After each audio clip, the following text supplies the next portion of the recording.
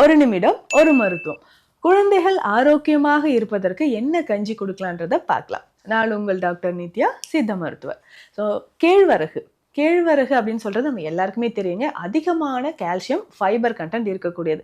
முளை கட்டிய கேழ்வரகு எடுத்து நல்லா உலர்த்தி பவுடர் பண்ணி எடுத்துக்கோங்க. இது ஒரு 1/2 கிலோ. இதுல வேற என்னென்ன சேர்க்கலாம் அப்படின்னா, பாதாம்.